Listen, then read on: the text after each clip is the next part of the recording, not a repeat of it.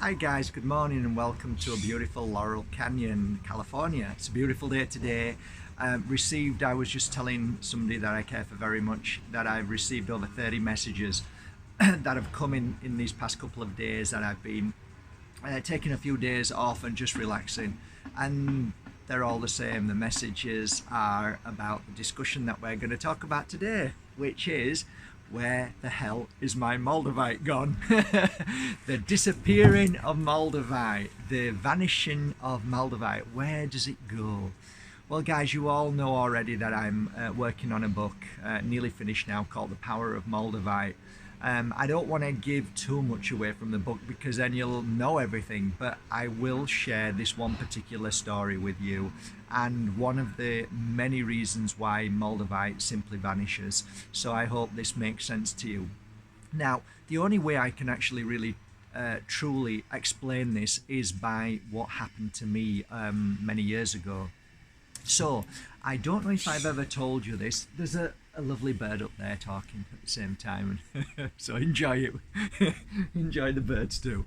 Okay, so I may have already told you this story. There's so many videos now that we have on YouTube, Mark Bayersky, that I can't remember, but I'm gonna share this story with you, and then hopefully it will all come together in the end. So bear with me, okay?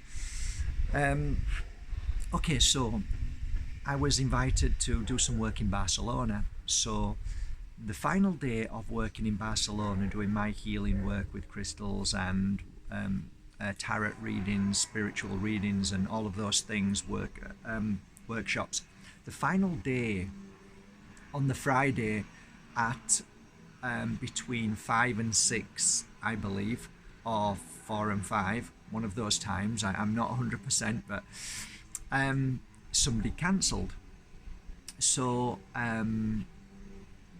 while it was dinner time that day, Isabel said, look, we've got like 30 people who want to come for a session, but for some reason I don't feel like I want to book anybody in.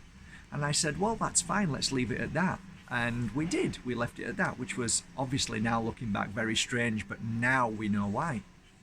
So my 3 o'clock appointment came. I finished at 4. Then all of a sudden, Isabel came through with Geordie and said, well, there's a bit of a problem. And I said, what's wrong? They said, a friend of theirs many years ago, who used to be a very intelligent philosopher, scientist, whatever, a genius, had unfortunately gone through a challenging moment and ended up in a home for people who had lost their minds, a little bit like a psychiatric home where they take care of people. And they said he's actually come to this front door and knocked on our door because he used to know where we live. He used to be good friends of ours, and said he needed to come in and see somebody. And I said, well, that's the person then. That's the 4 o'clock appointment. So they went, oh. I said, bring him in. So he came in and he was lying down on the healing bed. I told everybody to leave and I started the healing work.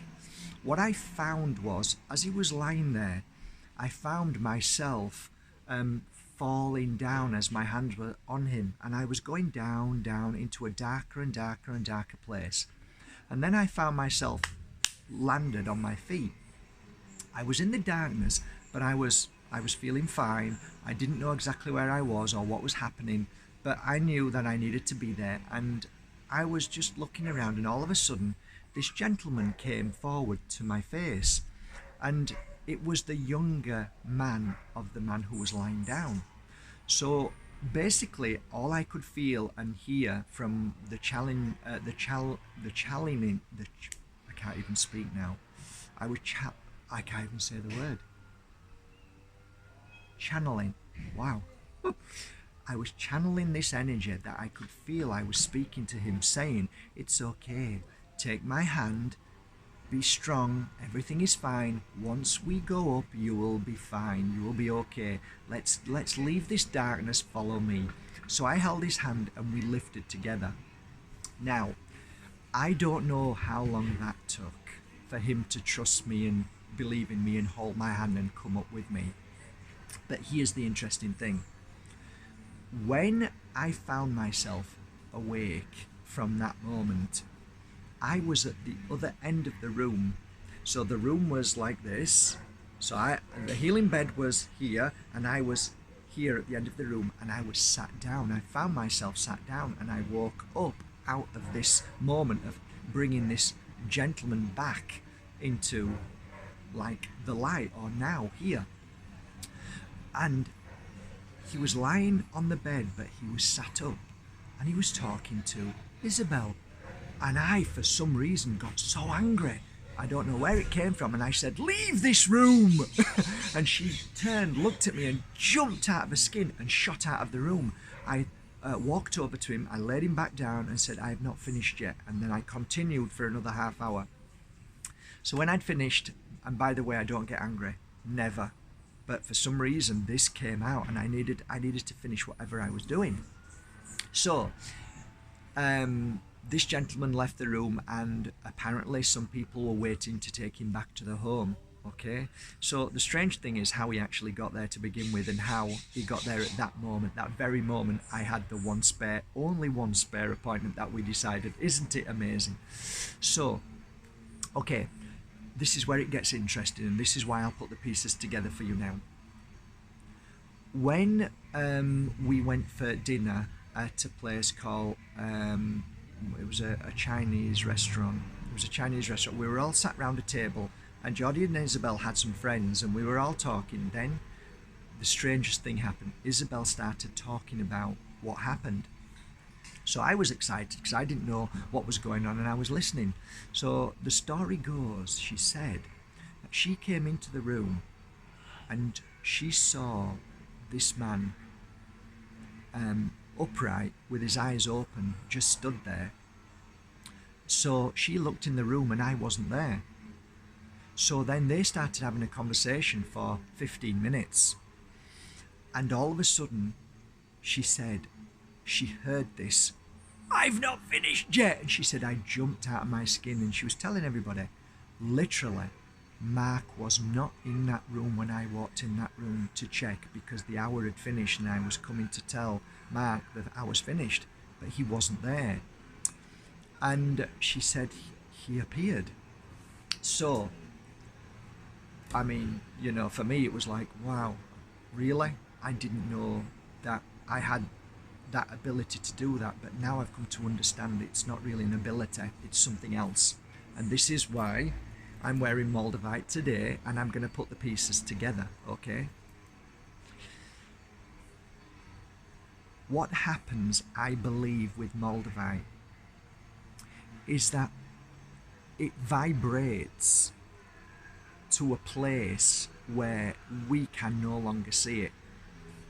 I don't know whether that vibration is a manifestation into another dimension, or what we call another spiritual realm, and or whether it's still there. Meaning, was I, as you look at the Moldavite, when she walked into that room and did not see me in that room, this room, where was I in her eyes? Was I still there, or had I vibrated to a new level of consciousness that brought me down to where this man is to help him come back up? Was my physical body still there, but she couldn't see it because I was vibrating on a different level of work? These are all interesting questions, but my theory about this particular thing, and there's many theories about why Moldavite disappears, and this is only one I have a lot more in my book, but this is just one. My theory is that this Moldavite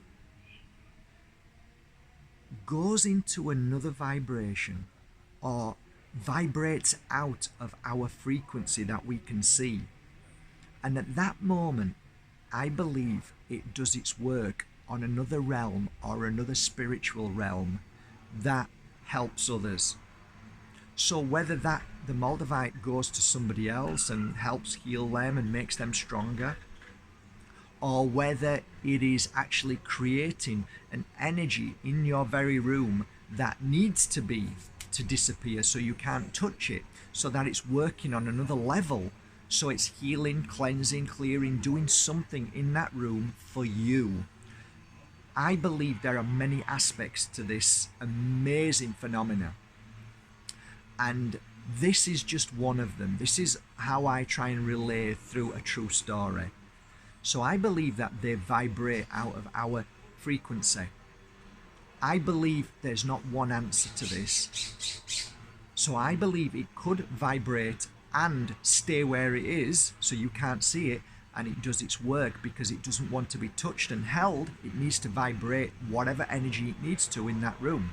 Or it vibrates and then it goes into another realm, for whether you believe in the word spirit world, those words, whether you believe that there are other dimensions within our dimension. I don't know what you believe, but I believe that there is, and I believe this is far, far too common. I hear this, my Moldavite has disappeared, where's it gone? To say, oh well, you know what, you misplaced it somewhere. That's bullshit, I'm sorry, because I know over these years that I have left Moldavite in places and they're not there, and I now live on my own. And I asked my daughter, I asked back then everybody in the house, don't worry if you've moved it. No, I haven't moved it, blah, blah, blah. And people have shared stories with me, tons of stories, saying, Mark, I've got a beautiful piece of Moldavite, I paid 700-800 euros for it, it's just vanished. Come on, you don't leave a 700 piece Moldavite somewhere where you're not going to find it. It just doesn't work like that. You're not going to just lose it. You know where you put something precious to you. So we know that there is something more exciting than what the mind perceives that is reality. Like, oh well, you've left it somewhere, you dropped it, it fell off a chain. No, it's a lot more than that. Okay, so how can I help with this? Maybe a little tip I can help you with is this. If you are worried about buying another piece of Moldavite, here's a little trick I do now which has really helped. Place your Moldavite with another Moldavite. Okay, so meaning that this one should go on with this one. So just at the moment I've got a Moldavite here with, this is a tactite, but try, any kind of crystal, just try a crystal to wear with it. They amplify, the Moldavite always amplifies the crystal that you're wearing, and it's amazing. Do try it. And often I find when I'm wearing two together, for some reason, I don't lose the Moldavite. It doesn't disappear on me. So that's a little trick, okay? That's it really. I think the moral of the story today is that I don't believe at all that a Moldavite is trying to get away from you, that you are not worthy of it, like you said today, or that maybe the Moldavite is too strong for you, or it doesn't want to be with you. I don't believe that at all. The reason why you had a Moldavite to begin with is because you were brought into the world of Moldavite. If you were not meant to be brought into the world of Moldavite, you wouldn't even know what it was.